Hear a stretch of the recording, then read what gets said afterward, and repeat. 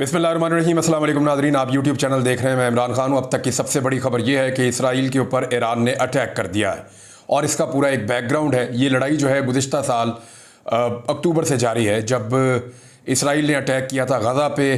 गज़ा के ऊपर बहुत ज़बरदस्त किस्म का अटैक किया, बहुत बड़ी तादाद में हज़ारों मुसलमानों को वहाँ पे जो है वो शहीद किया गया, बच्चों को, ख़वातीन को। और गज़ा जो है वो एक मलबे का ढेर बना हुआ है। जो लोग इमदादी सरगर्मियों के लिए आते हैं उन्हें भी मौका नहीं मिलता, उनके ऊपर भी हमला होता है। 100 से ज़्यादा जो है वो इमदादी कारकुन वहाँ पे शहीद हो चुके हैं। बहुत सारे सहाफ़ी जो हैं वो शहीद हो चुके हैं।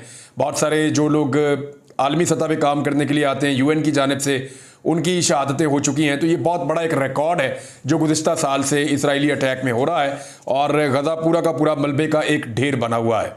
अभी इसराइल ने हाल ही में एक और अटैक किया है लबनान के ऊपर, और लबनान के ऊपर एक बड़ा ब्रूटल अटैक है। और अभी हाल ही में ये खबरें आई कि इसराइल की ज़मीनी फ़ौजें जो हैं वो अब लबनान के अंदर दाखिल हो रही हैं, क्योंकि पहले लबनान पे एक फ़िज़ाई हमला किया गया है और उस हमले के अंदर बहुत तबाही फैलाई गई है और लबनान का काफ़ी नुकसान हुआ है। वहाँ पे हिज़्बुल्लाह के ऊपर अटैक किया गया, जबकि जो गज़ा है वहाँ पे हमास के ऊपर अटैक किया गया।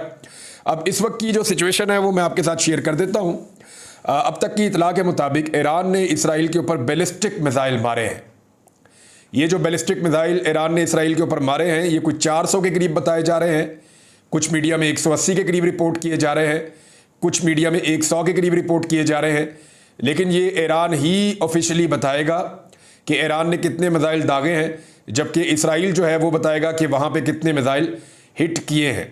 इसराइल के पास जो है वो दुनिया का सबसे बेहतरीन, उनका ये दावा है कि एयर डिफेंस सिस्टम मौजूद है, जिसको वो आयरन डोम के नाम से पुकारते हैं। वैसे ये जो एयर डिफेंस सिस्टम है ये अमेरिका का बनाया हुआ है और इसको पैट्रियट सिस्टम कहते हैं। अमेरिकी जो फ़िज़ाई दिफाई निज़ाम है ये किसी किस्म के भी मिसाइल को और किसी भी किस्म के हवाई हमले को रोकने की सलाहियत रखता है। दुनिया में दो सबसे टॉप के जो एयर डिफेंस सिस्टम है उनमें से एक पैट्रियट है जो अमेरिकन है, जिसको इसराइल ने अपने पास लगाया हुआ है और इसराइल ने उसमें बहुत सारी मॉडिफिकेशन अपने हालात के हवाले से की हुई है। और इसराइल ने इसको नाम जो है वो एक आयरन डोम का नाम दिया हुआ है कि उनके ऊपर एक ऐसी छत बनी हुई है, एक ऐसा गुंबद बना हुआ है जो उनकी सिक्योरिटी करता है, और आयरन डोम के नाम से उन्होंने उस मिसाइल सिस्टम को नस्ब किया हुआ है। और ये कहा जाता है कि दुनिया में सबसे महफूज जो शहर है वो इसराइल के हैं, क्योंकि उन्होंने सबसे अच्छा फ़िज़ाई दिफाई निज़ाम जो है वो लगाया हुआ है, जिसको एंटी एयर डिफेंस सिस्टम कहते हैं।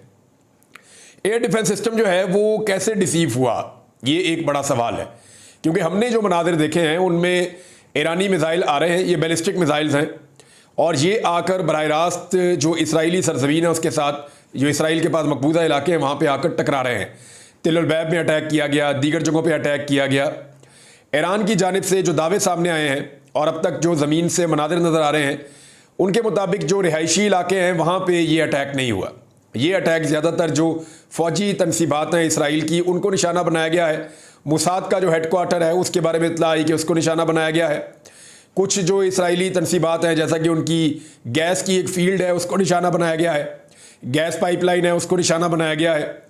तो इसराइल की मईशत पे और इसराइल की जो सलाहियत है दिफाई उसके ऊपर हमला किया गया है। उनके जो हवाई अड्डे हैं जहाँ पे उनकी एयरफोर्स है इसराइल की, वहाँ पे ईरान ने बड़ा ज़बरदस्त अटैक किया है। तो ये बाकायदा मिसाइल गिर रहे थे इसराइल के अंदर। तो ये कैसे हो रहा था? इतने ज़बरदस्त एयर डिफेंस सिस्टम को ईरान ने कैसे नाकाम बनाया? एक तो मैं आपको बताता हूँ बैलिस्टिक मिसाइल होता क्या है। ये आम मिसाइल से थोड़ा सा डिफरेंट होता है। पाकिस्तान के पास भी है, इंडिया के पास भी है, दुनिया के सारे मुल्कों के पास है। ये जो बैलिस्टिक मिसाइल है ये 1930 से 1940 के बीच में, इस ड्यूरेशन में जर्मन नाजियों ने इसको बनाया था सबसे पहले, और दूसरी जंग अजीम में इसको सबसे पहले इस्तेमाल किया गया था। ये मिसाइल जो है ये बरतानिया पर भी गिरा हुआ है, बैलिस्टिक मिसाइल दूसरी जंग अजीम में। तो ये मिसाइल एक्चुअली काम ऐसे करता है कि ये ज़मीन से पहले फ़िज़ा में जाता है और ये ज़मीन के ऑर्बिट से बाहर निकलता है, यानी बहुत ज़्यादा हाइट पकड़ता है और फिर अपने टारगेट के ऊपर आकर गिरता है। तो क्योंकि ये ऐसे फ्लैट नीचे आता है सीधा, तो इसको रोकने के लिए जो एयर डिफेंस सिस्टम है उसको बड़ी मुश्किल पेश आती है।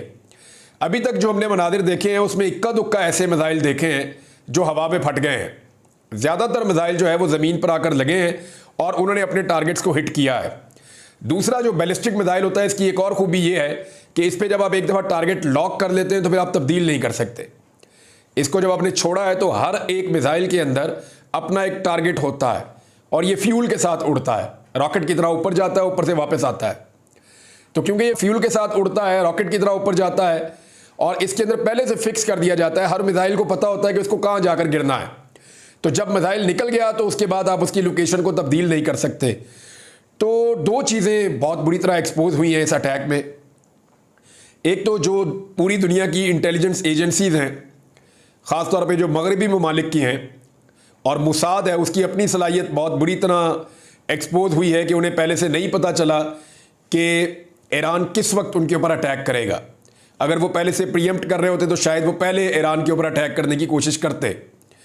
तो वो प्रीएम्प्ट नहीं कर सके, वो इसका पता नहीं कर सके कि एंटिसिपेट नहीं कर सके कि किस वक्त ईरान अटैक करेगा इसराइल के ऊपर। तो ये दुनिया भर की जो इंटेलिजेंस है उसका एक फेलियर इसको आप कह सकते हैं कि वो सही टाइम को गैस नहीं कर सके। उन्हें सिर्फ इतना ही टाइम मिला कि जैसे ही ईरान ने अपने मिसाइल दागे हैं तो उसके बाद मिसाइल पहुंचने तक का जो टाइम था उसी में इसराइलियों को आगाह किया गया।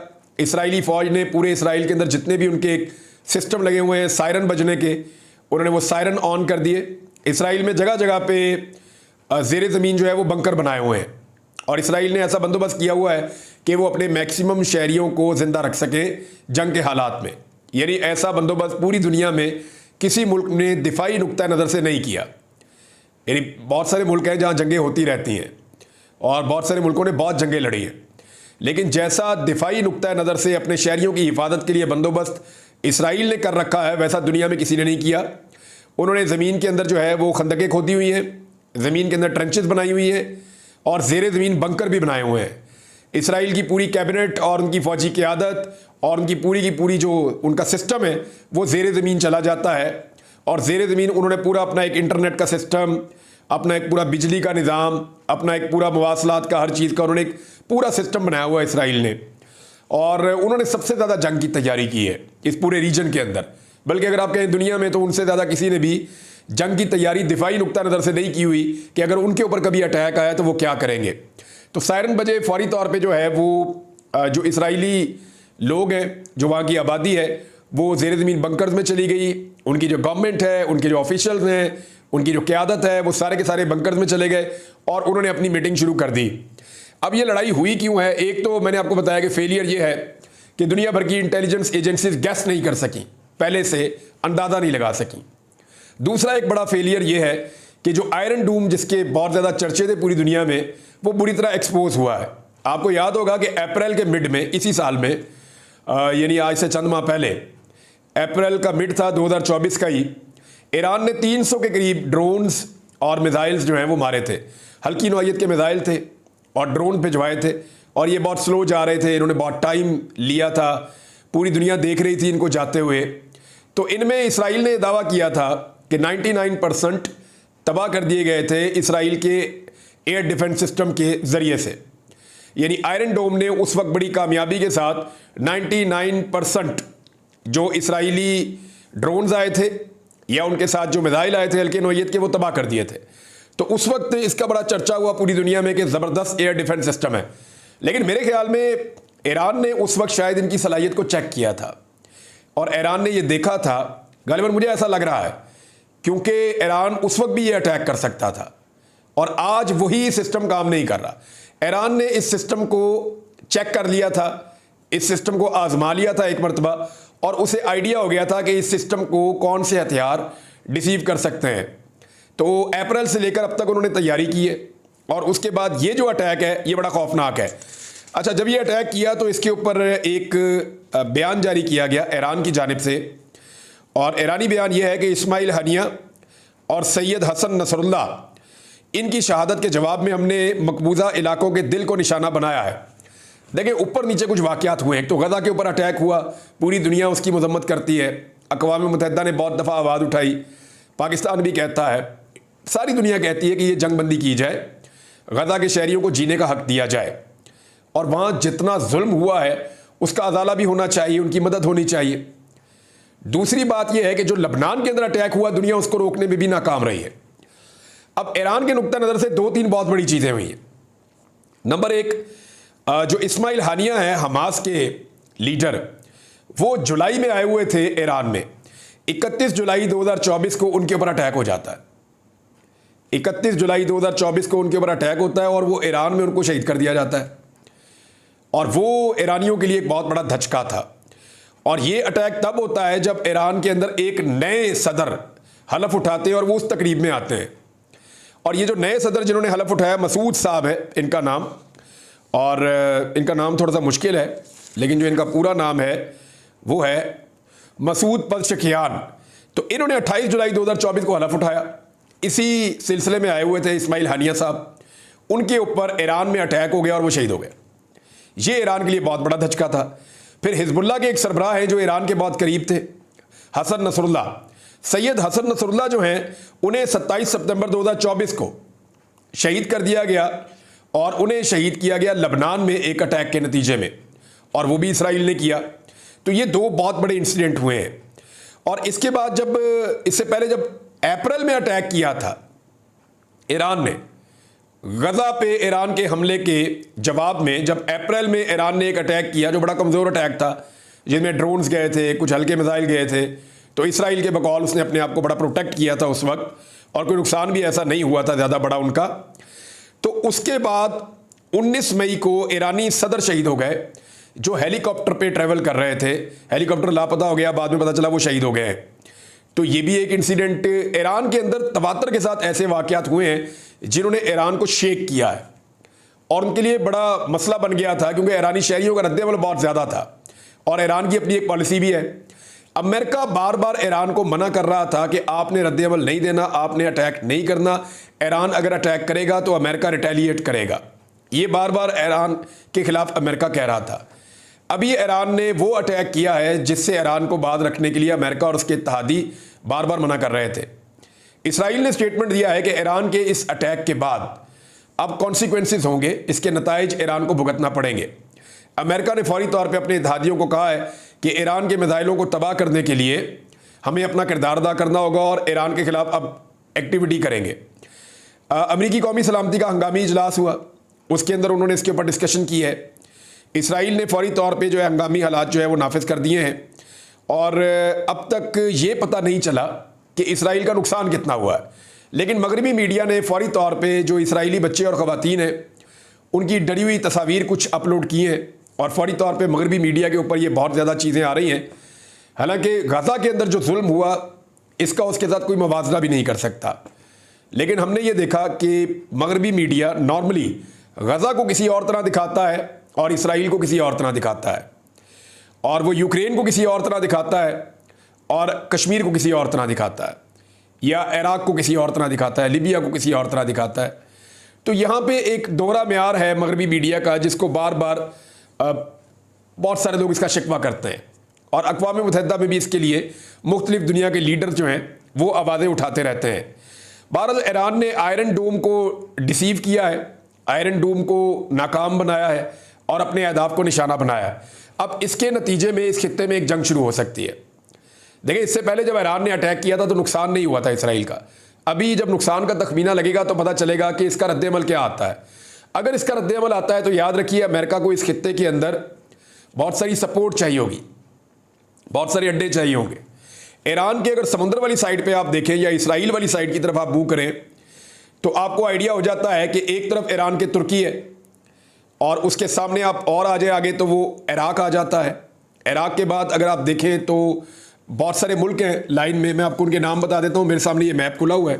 तो सामने अगर आप देखते हैं तो इराक के बाद कुवैत है, कुवैत के बाद बहरीन है, फिर कतर है, फिर यूनाइटेड अरब एमिरेट्स यानी यूएई है, उसके बाद ओमान है। ये सारे मुल्क एक पट्टी में आते हैं ईरान के सामने, और यहाँ बीच में जो समंदर है इसको पर्शियन गल्फ कहते हैं।